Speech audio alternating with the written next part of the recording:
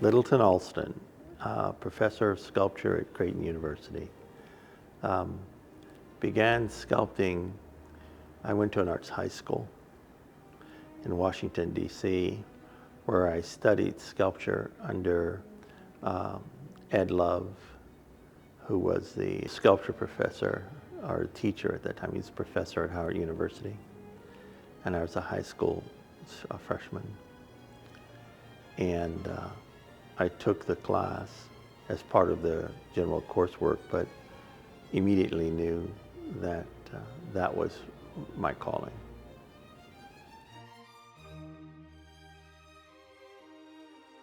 Sometimes I focus in on mythology. Um, I try to tell a story, and in a way my work, I wanted to tell a story. But I deal with realistic subject matter. I work from live subjects. I work from live models or historical reference. And so I'm constantly rooted in the real. I also focus in on history a lot and will explore and research everything I need to know about my subject, and then bring that forward into the work in ways to try and capture what I perceive to be a likeness or an essence of the figure I'm trying to create.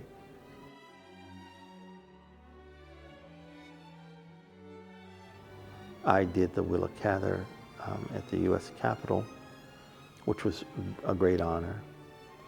And that work, I think, really solidified a lot of my ideas and thoughts about the figure and about the idea of how to capture history in my work as well.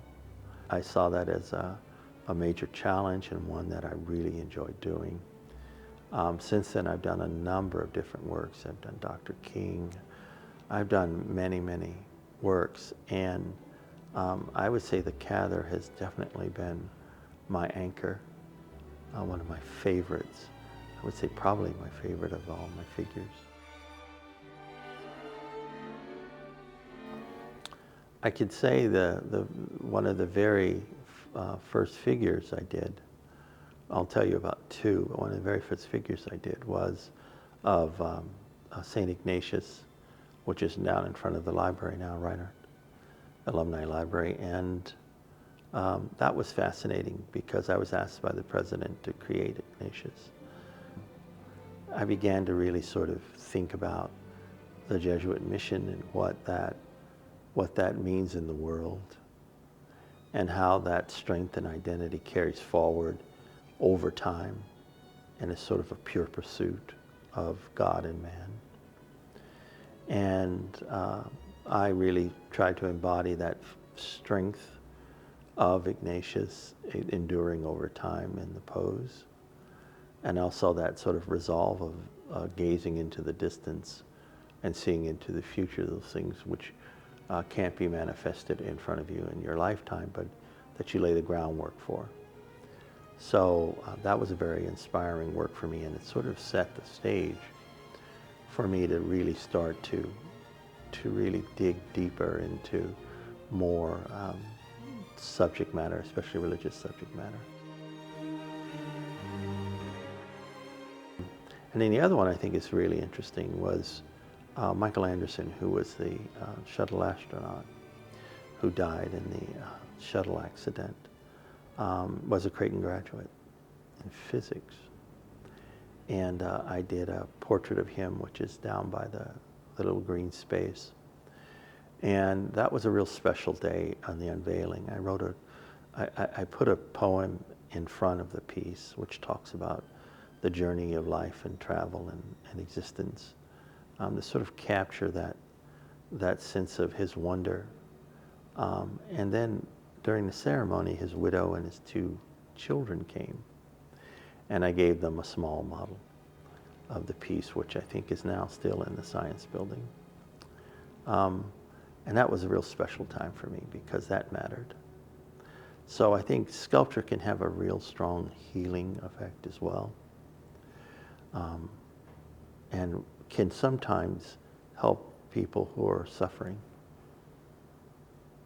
Well, I would hope that they would walk around it because it's sculpture. Go to it, feel comfortable with it. And sometimes I know a lot of students photograph themselves in front of some of my works, and that's okay for graduation in their graduation gowns. It's something they want to remember about the campus. I think I do want the students to understand that art is an important part of the society they are entering. That is something that they should be aware of and never be intimidated about art or art galleries or museums or anything, that it enriches their lives to see others who create. And we're all creative. There's something within us all. We are creative by birth as we are created.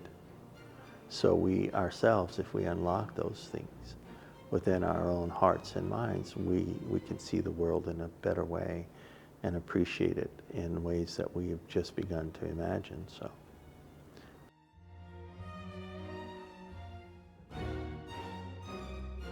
Teachings make me think about times when I'll come into the classroom and I'll come right out of the studio and I'll still be going 1,000 miles an hour and I'll have to slow myself down just enough to remember that I'm no longer, maybe grinding or banging on stone or doing something that's different than what we may be doing. But I like to integrate the things that I do with what I teach as well. I think you're best at teaching your strengths and also with who you are as an artist. It doesn't mean you can't bring a different voice if you're a painter and you want to try to teach sculpture, but I think what you have to do is stick with your strengths and understand those strengths better and deeper so you can share that with others. And hopefully my students gain that awareness and my love of what I do. And that love, it comes from a real special place in my heart. So when I see that interaction with students, I share with them that, I think, appreciation of that gift that may have given me a chance in life. My name is Maya Young, and I am taking Professor Alston's second figure sculpture class. It's proving to be kind of difficult. So the reason I took so long to take his class is because he's so good at what he does that it was kind of intimidating. But I was like, oh, I have to take a Professor Alston class. He's a lot nicer than I was expecting. And he'll be very honest with you, but he's so nice that you know he doesn't mean anything bad by it. So I think it's a good thing that he does that. Whether he's just telling us a story or showing us how to do something, he just always puts his all into it, you know? I mean, that's why he's so great at what he does, because he cares.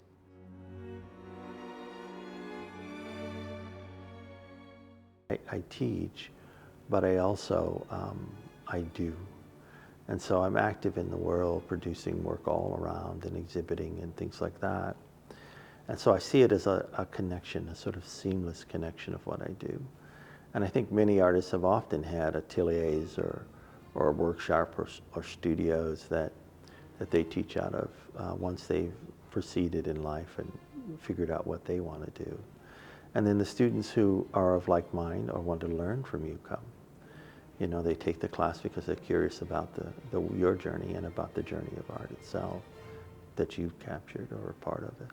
Teaching is, I think, also gives the artist a chance to really step away from just being about one thing and realize it's larger than that it's all about a full life.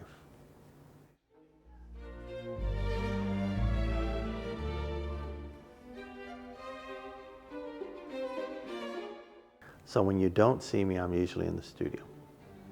I don't hang out and I don't do much else. I'm very boring that way. I'm more focused.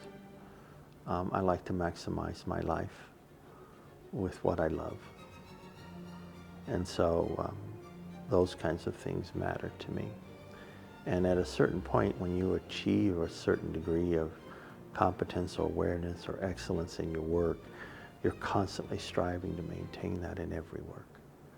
So it's a constant desire to see yourself improve, but it's also a constant desire to want to do new things.